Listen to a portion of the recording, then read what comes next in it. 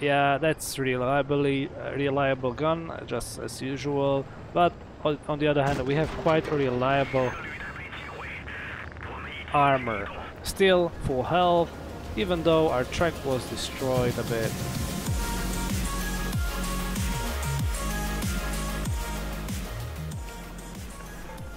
Hi guys, I am Neil and today we are going to have a look into WZ-111 Chinese Tier 8 Premium Heavy Tank.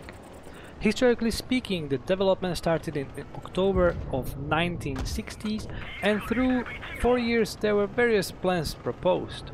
The final version was proposed in June 1964.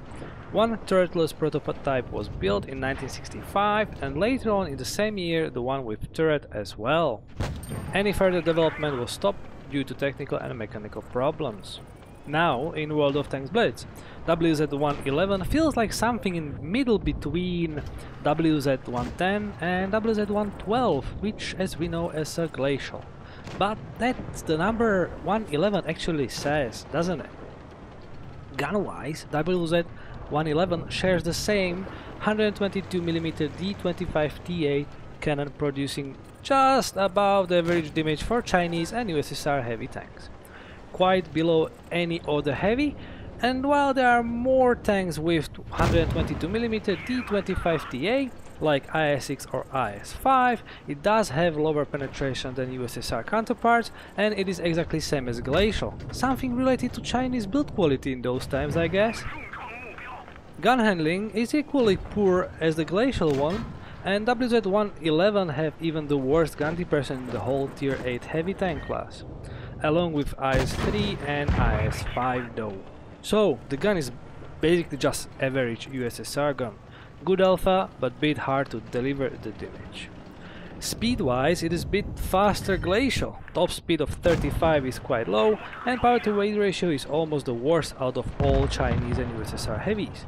But the terrain resistances on soft terrain is somehow the second best in the tier, I guess because it is a bit wider, so WZ-111 is more agile than you would expect. I was actually able to keep up with IS-3 on soft without any major issues. Now, armor. Do you remember WZ-110 review? I told you to go kiss an enemy noses? Well, same applies here, but the turret is armored even more. Another lovely thing is the shape of the upper plate, so you can actually do peekabooms and expect to deliver some ricochets. So I found armor better than WZ-110, but what about glacial? Glacial actually feels having more reliable armor and definitely easier to work with. All in all, WZ-111 closely resembles WZ-112 glacial, sacrificing a bit of already terrible gun handling for a bit of mobility. Is it a good decision though? I'm not actually sure. Kind of? It didn't leave any aftertaste, no sourness, no sweetness, just a bit of tasteless. Feeling like an average Soviet tank, which actually is. Sure, you can phase hack like a pro, but you can do it in glacial or WZ-110, which it can do it even better, more effective, or with a bit of finesse. Should you get it? Well, if you already have glacial or you plan to keep WZ-110, I would probably say no. Are you a collector? The answer is obvious. Are you searching something in between WZ-110 and glacial, or you like WZ-110 and plan to get tier 9 instead of what you already have, and you don't have glacial, then yeah, get it. But I'd say getting garage slot will be cheaper though. So, welcome to For Despair and our first match, actually the mastery one. Enemy have 3 heavies and 1, 2, 3 light and 1 medium. Let's keep a bit more. Alright, that was a Tiger 2 shot and he will not penetrate us anymore. As you can see, IS-3 on the left is not doing much.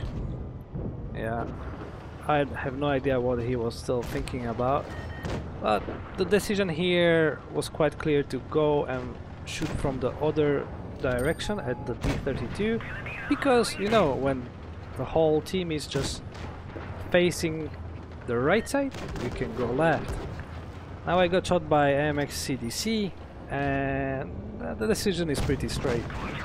push Phase Hack Tiger 2 to death, and that's it. You see, he can't penetrate us still because we have even better turret than WZ-110.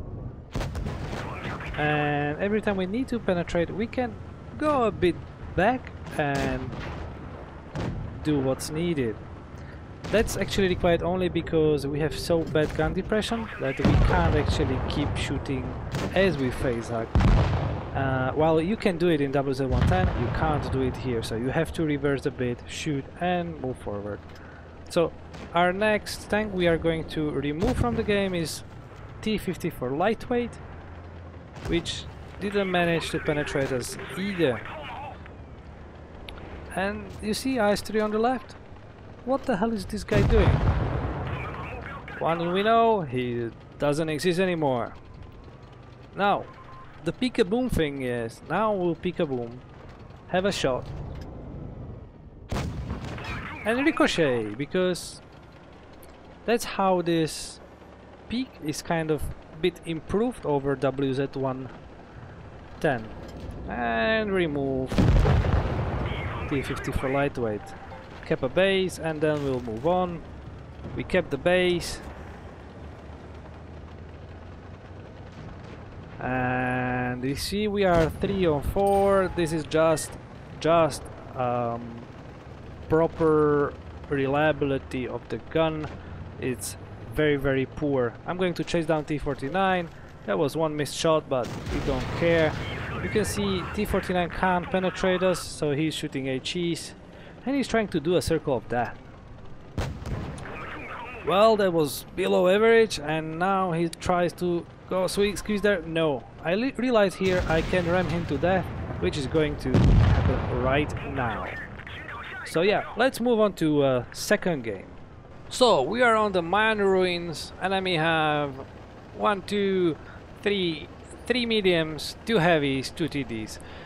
As you can see, IS-3 got a bit heads up, but even though it have better power to weight ratio, we have a better turret resistance on soft, just like you can see right now, and we can keep up. And that's something like hidden to us by default, and makes this tank a bit more agile than it appears to be. So let's go to this edge and try to use our peak nose in the way that it's not supposed to be, but still gives us an opportunity to deal some damage. So RU is here as well.